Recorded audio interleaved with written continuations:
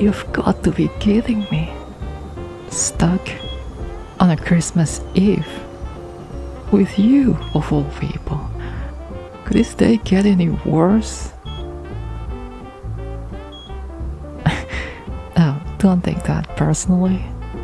You're tolerable enough when you're not making my life harder at the office.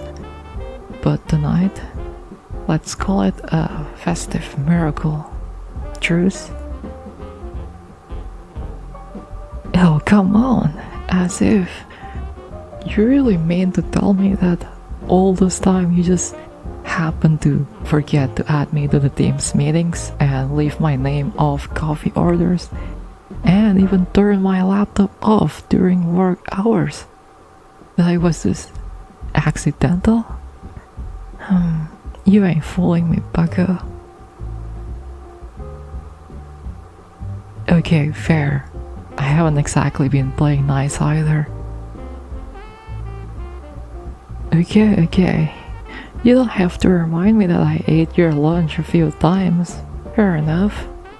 So anyway, truce for not. That's what I thought. Alright, truce it is. We'll suffer in awkward silence together. Unless, of course, you'd rather talk. Gotta know your enemy as well as your friends, right? I mean, we've got the time. Unless you plan on leaving. Precisely. Elevator, trapped. And if there's one thing I learned from this job, it's that venting can be surprisingly therapeutic. For example, let's talk about that crusty old fart who runs this place. Don't you love how he's managed to suck the joy out of the season with his endless meetings? It's like he's allergic to happiness and wants to spread the allergies to everyone else. Honestly, I don't know how you put up with it. You're so collected, quiet, like none of it even touches you. It's kind of annoying, but I low-key admire it. You've always been a bit of an enigma, you know that? The way you keep your head down, do your work, and somehow manage to avoid all the office drama. It's impressive. A little maddening, sure, but impressive. Most people are so obvious, so desperate to be seen. But you seem like you couldn't care less of what anybody thinks of you.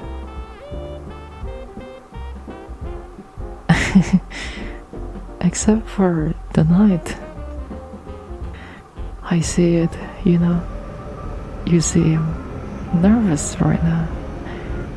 With little old me? Really? How cute.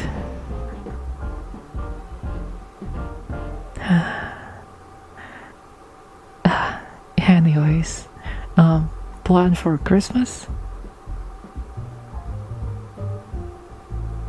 Yeah, me neither. What a life of adventure, huh? Christmas used to mean something different to me. Back when I was a kid, it was magical.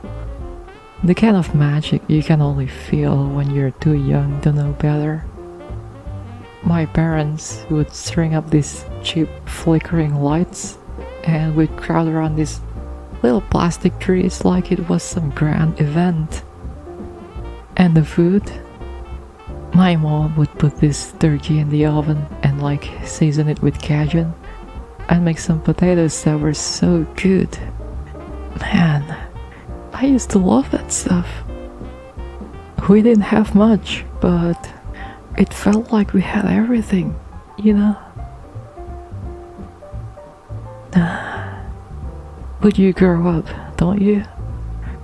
Move away, chase a career, tell yourself you'll find that magic again once you've made it. And then one day you're sitting in a city miles away from home, realizing the lights don't hit the same and the food tastes flavorless. You wonder if it's the city that made you cold, or just you that sucked the life out of everything. Feels like no matter how much more money I have now, I'll never quite be able to buy that feeling I used to have. That feeling of belonging somewhere warm. Sorry, didn't mean to get all sentimental on you. It's just the stress and stuff. I used to think I didn't need anyone to enjoy the holidays, but now I know better. Christmas isn't about the lights or the tree. It's about who's sitting beside you. And this year, well, looks like it's just me.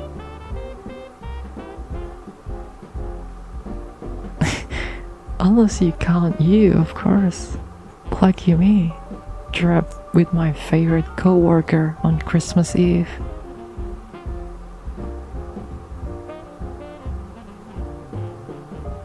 You know, for someone so quiet, you have this way of making your presence speak pretty loudly. Makes a girl wonder what's going on in that head of yours. You're lucky that not only do I love a good mystery, but that I'm clever enough to solve one too. Alright, I'll admit it. Maybe I don't hate being stuck here with you. Maybe I like having the chance to actually talk to you. No deadlines, no emails, no office politics, just you and me. Speaking of the night, I was supposed to have dinner plans. A date, actually. But, surprise, they bailed. Guess I'm not the Christmas miracle type of girl either. So, how about this? When we get out of here, let's make a deal. I'll take you to dinner. My treat. We'll skip the fake smiles, the forced holiday cheer, and just enjoy the moment. No pressure, no expectations. Just two people figuring out how to make Christmas mean something again. Sitting here, talking to you feels real. Like for once, I don't have to try so hard. You make it kind of easy to just be me.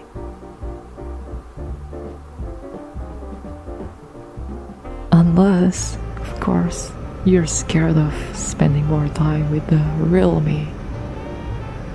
I know that a powerful, independent, intelligent woman such as myself might be a little intimidating to a guy like yourself, but trust me, I can be as nice as I am cruel, depending on if you deserve it. So, what do you say? That's what I thought. It's a date then. And hey, if you play your cards right, maybe I'll even let you pick the restaurant.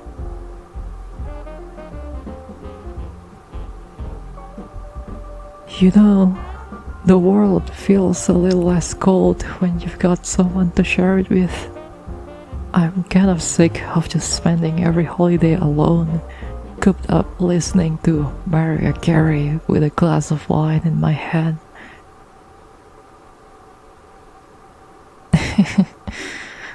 Now, if this elevator ever decides to move, maybe we'll get the chance to find out just how much fun it is together. Until then, I guess we're stuck with each other's post-work body odor. Oh, looks like we're moving again. Couldn't have come at a better time if you ask me. Well then, mister, How about that date?